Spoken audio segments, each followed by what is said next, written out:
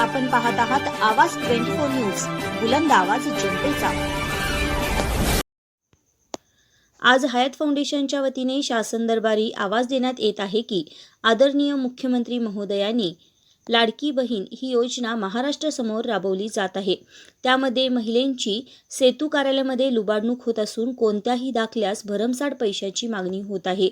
यासाठी हयात फाउंडेशनच्या वतीने शासन दरबारी अपील करण्यात येत आहे की महिलेच्या जनधन खात्यावर लाडकी लेख 1500 रक्कम जमा व्हावी, जेणेकरून महिलांचा होणारा त्रास कमी होईल, अशी माहिती जैनब शकील पीरजादे यांनी दिली। यावेळी मोठ्या संख्येने महिला व फाउंडेशनचे संस्थापक शकील पीरजादे, युनुस चाबुकस्वार, मैनुद्दीन नजीर पीरजादे व इतर पदाधिकारी उपस्थित होते। आवाज 24 साठी वृत्त निवेदिका माधुरी मेस्त्री।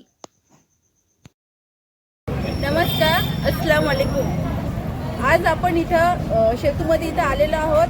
जी मुख्यमंत्री लाडली योजना जी बीजेपी सरकारने जी चालू केली त्याविषयी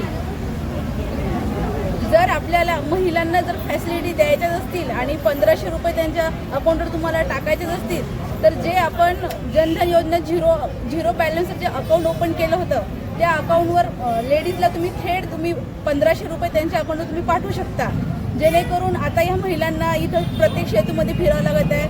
जे गव्हर्नमेंटचे जे शेतू तहसील जे आहेत तिथं एक डॉक्युमेंट जरी काढायला गेलो तर तिथं 500 रुपये त्यांना प्रति डॉक्युमेंटला 500 रुपये लागत आहेत। असे करून जेवढे तुम्ही डॉक्युमेंटरी जेवढे हे केलेले आहेत त्याच्यासाठी 500 करून जे 1500 रुपये देणार आहात तुम्ही त्याच्यापेक्षा कितीतरी जास्त पैसे तिथं जात आहेत आणि डायरेक्ट महिलांची इथं फसवणूक होत आहे। आणि ही योजना किती दिवस चालणार याची काही तुम्ही गॅरंटी दिलेली आहे का की 2 महिने किंवा 3 महिने? जसे लोकसभेमध्ये जो फटका बसला महायुतीला, जो लोकसभेचा महायुतीला फटका बसला तेच तुम्ही विधानसभेला तुम्हाला जर भरून काढायचा असेल तर तुम्ही महिलांची फसवणूक करून इथं ज्या महिला दिवसभरात आपले कामं सर्व सोडून मुलाबाळांना शाळेत वगैरे सोडून इथं येऊन जर थांबत आहे तर इथं महिलांची फसवणूक होत आहे। जर महिलांची फसवणूक न होण्यासाठी आम्ही इथं सगळे जमलेलो आहोत।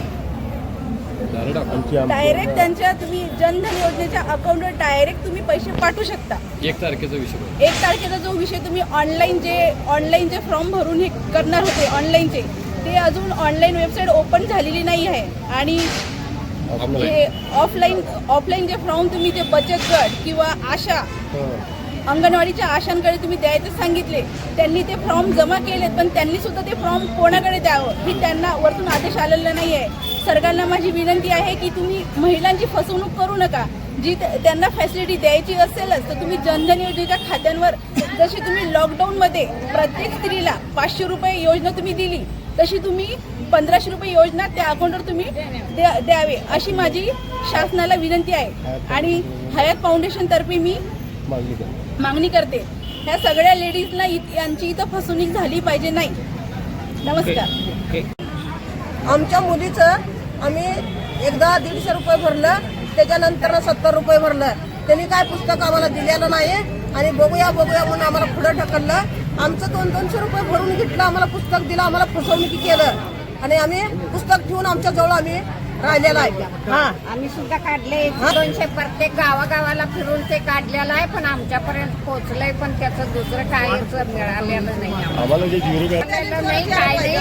आता सुद्धा आम्ही आधार कार्ड नाही तर काढायला 8 दिवस झाला, ते आधार कार्ड लिंकला आलोय पण आता नाही तर इथं नाही म्हणते 100 रुपये भरून घेतले। अशा स्पष्ट बेधडक बातम्यांसाठी आमच्या आवाज 24 न्यूज चॅनलला लाईक, शेअर आणि सबस्क्राईब करा।